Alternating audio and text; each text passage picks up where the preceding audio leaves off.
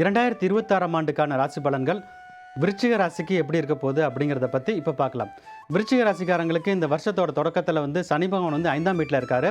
அர்த்தாஷ்டம சனியால் நிறைய கஷ்டப்பட்டு இருந்திருப்பாங்க. 2025 வந்து 2024 சரி 2025லையும் இவங்களுக்கு வந்து சனியோட நிலை வந்து சரியாக இல்லைங்கிறதுனால நிறைய கஷ்டப்பட்டு இருந்திருப்பாங்க.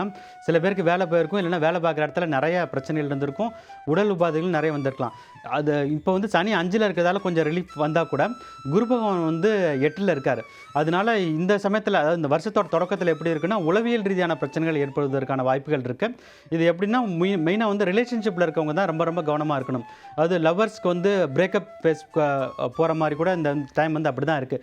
மார்ச், ஏப்ரல், மே மாதத்தில் வந்து ரொம்ப கவனமாக இருக்கணும். ஸோ விருச்சிக ராசிக்காரங்களுக்கு இந்த முதல் 6 மாதம் வந்து அவங்களுக்கு வந்து ஒரு டெஸ்டிங் பேஸாக இருந்தால் கூட ரெண்டாவது 6 மாதம் வந்து உங்களுக்கு வந்து டைம் வந்து ரொம்ப சூப்பராக இருக்குன்னு சொல்லலாம்.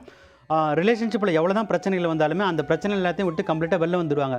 அது ஒரு டிவர்ஸ் வரைக்கும் போன கப்புள்ஸ் கூட வந்து அந்த இது வந்து சும்மா பேசி தீர்த்து மறுபடியும் ஒன்றா சேர்ந்து வாழ ஆரம்பிச்சிடுவாங்க.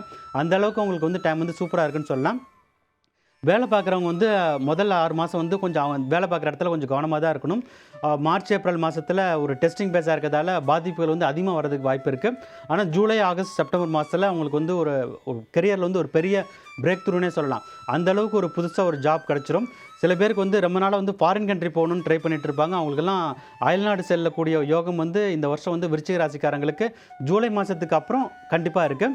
விசா ப்ராப்ளத்தில் நிறைய மாட்டியிருந்துக்கலாம். அதாவது ஃபாரின் கண்ட்ரியில் போய் விசா கிடைக்கலன்னு ஸ்டக் ஆகிருக்கலாம். இல்லைனா சில பேர் வந்து இல்லீகலாக ஸ்டேட்டஸ்க்கே மாறி இருக்கலாம். அதாவது விசா இல்லாமல் ஓவர் ஸ்டே பண்ணியிருக்கலாம். அவங்களுக்கு கூட ஒரு நல்ல ஒரு சொல்யூஷன் வந்து ஜூலை மாதத்துக்கு அப்புறம் கண்டிப்பாக விருச்சிக ராசிக்காரங்களுக்கு கிடச்சிரும். ஸோ விருச்சிக ராசிக்காரங்க வந்து என்ன பண்ணக்கூடாதுன்னு பார்த்தீங்கன்னா, முதல் 6 மாதம் ஒரு டெஸ்டிங் பேஸாக இருக்கிறதால, குறிப்பாக ரிலேஷன்ஷிப்பில் டெஸ்டிங் பேஸாக இருக்கிறதால அதுக்கு முக்கியத்துவம் கொடுத்து ரொம்ப ஒரு ஃபோக்கஸ்டாக இருக்கணும், கொஞ்சம் பொறுமையாக இருக்கணும். ஆனால் ரெண்டாவது 6 மாதத்தில் அந்த பிரச்சனை எதுவுமே இருக்காது. எல்லா விஷயத்துலையுமே வந்து லைஃப் வந்து சக்ஸஸை நோக்கி தான் போயிட்டுருக்கும். ஸோ ஜூலை மாதத்துக்கு அப்புறம் விருச்சிக ராசிக்காரங்களுக்கு ஒரு கோல்டன் பீரியடுங்கிறத கண்டிப்பாக சொல்லலாம்.